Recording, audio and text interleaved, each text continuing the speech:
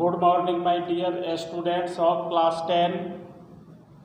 आज मैं आप लोगों को त्रिकोणमिति रेशियोज ऑफ 45 डिग्री बताएंगे। आपका अब त्रिकोणमिति का सेकंड चैप्टर शुरू कर रहे हैं, जिसमें आपको 45 डिग्री का त्रिकोणमिति रेशियोज हम कैसे निकालेंगे, 30 डिग्री का कैसे निकालेंगे, 60 डिग्री का कैसे निकालेंगे। तो यहाँ पर पहले मैं 45 डिग्री का त्रिकोणमितिक रेशियोज ज्योमेट्रिकली आप लोगों को बता रहे हैं। Sine 45 degree 1/√2, cos 45 degree 1/√2, tan 45 degree equal to 1, cosec 45 degree √2, sec 45 degree √2 और कॉट 45 डिग्री इक्वल टू 1 होता है। यह कैसे होता है? अब सेकंड चैप्टर त्रिकोणमिति का शुरू कर रहे हैं। Let ABC an isosceles right angle triangle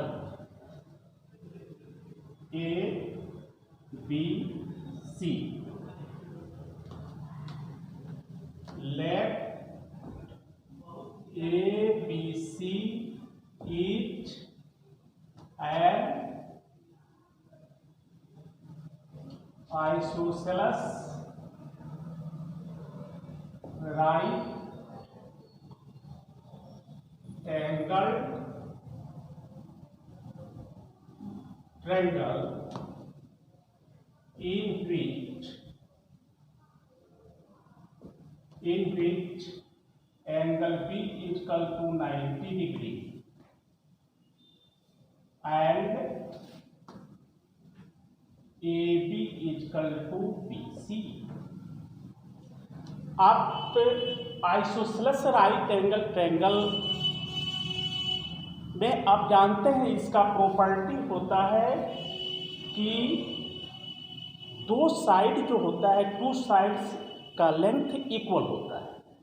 तो यहाँ पर AB equal to BC। Let ABC is an isosceles right angle triangle in which angle B equal to 90 degree.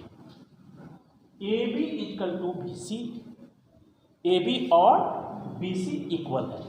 Isosceles right angle triangle का meaning, Hindi meaning आप जानते हैं, समद्विबाहु समकोण त्रिभुज। Isosceles right angle triangle का हिंदी मीनिंग समद्विबाहु समकोण त्रिभुज। तो आइसोसेलेस ट्रायंगल में दो साइड इक्वल होता है, और जिस आइसोसेलेस ट्रायंगल का वन एंगल का मेजर अगर 90 डिग्री हुआ, वह आपको आइसोसेलेस राइट एंगल ट्रायंगल होता है। तो यहाँ पर AB equal to BC। Let AB equal to BC equal to XCD। AB equal to BC equal to XCD। इसे X यूनिट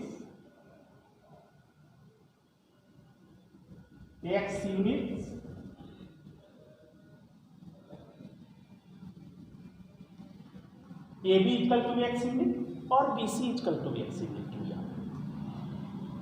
तो आपको AB और BC जब इक्वल है तो angle A equal to angle C equal to 45 degree.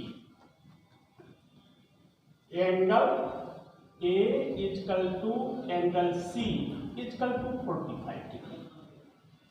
Angle A भी 45 degree हुआ और एंगल C भी 45 डिग्री। अब पाइथागोरस थ्योरम से हाइपोटेनस AC का लेंथ आप निकालेंगे by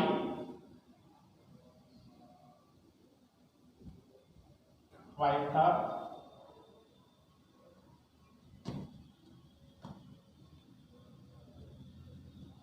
theorem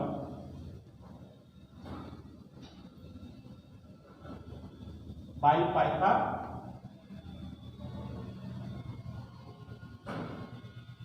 Pythagoras theorem AC equal to root under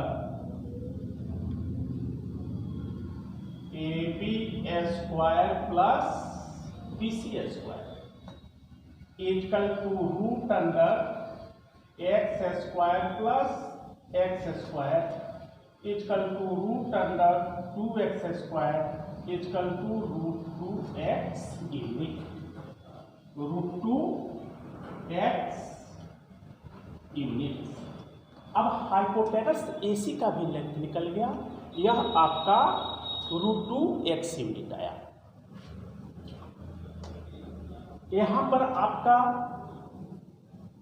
AB का लेंथ x यूनिट, BC का लेंथ x यूनिट और AC का लेंथ 2x यूनिट्स हो गया। परपेंडिकुलर, बेस और हाइपोटेनस तीनों का लेंथ गिवन दिया है, आपने फाइंड किया। अब sine A equal to sine 45 degree equal to perpendicular by hypotenuse equal to BC by AC equal to x by root 2x equal to 1 by root 2। cos A equal to cos 45 degree equal to base by hypotenuse equal to AB by AC equal to x by root 2x equal to 1 by root 2। tan A equal to tan 45 degree equal to perpendicular by base equal to BC by AB equal to x by x equal to 1। cosec A equal to cosec 45 degree equal to hypotenuse by perpendicular equal to AC by BC equal to root 2x by x equal to root 2। sec A equal to sec 45 degree equal to hypotenuse by base equal to AC by AB equal to root 2x by x equal to root 2। cot A equal to cot 45 degree equal to base by perpendicular equal to AB by BC equal to x by x equal to 1। यहाँ पर sine 45 degree, cos 45 degree, tan 45 degree, cosec 45 degree, sec 45 degree, cot 45 degree का value निकल गया, आपने find कर लिया। मैंने यहाँ पर जो लिखा है कि साइन A एंगल A को इंडिकेट करता है जो 45 डिग्री है, एंगल A को इंडिकेट कर रहा है जो 45 डिग्री है। अब कैसे इसे फाइंड आउट किया? सबसे पहले आप देखिए कि ABC एक राइट एंगल ट्रायंगल है जिसमें एंगल B जो है वह 90 डिग्री है और आइसोसेलेस राइट एंगल ट्रायंगल में राइट एंगल फॉर्म करने वाला दोनों साइड जो होता है आपस में इक्वल होता है। आइसोसेलेस राइट एंगल ट्रायंगल में राइट एंगल फॉर्म करने वाला दोनों साइड जो होता है वह आपस में इक्वल होता है। तो A B is equal to B C, A B is equal to B C, मैंने A B is equal to B C X unit ले लिया, इसके लेंथ को एक्स यूनिट लिया। पाइथागोरस थ्योरम से हाइपोटेनस का लेंथ निकाला, एसी का हाइपोटेनस जो है इसका लेंथ निकाला। पाइथागोरस थ्योरम से आपका हो गया AC is equal to root under AB square plus BC square, यानी perpendicular square plus base square is equal to root under X square plus X square is equal to root under 2x square. अब x जो है square के form में है, इसका square root निकालिएगा तो x हो जाएगा और रूट 2 रह जाएगा, यानी हाइपोटेनस का जो लेंथ हुआ यानी AC जो हुआ वह रूट 2x यूनिट हुआ, रूट 2x यूनिट हो गया। उसके बाद sine 45 degree, cos 45 degree, tan 45 degree, cosec 45 degree, sec 45 degree, cot 45 degree का रेशियो निकाला। एंगल ए यहां पर मैंने लिखा है एंगल ए इजकल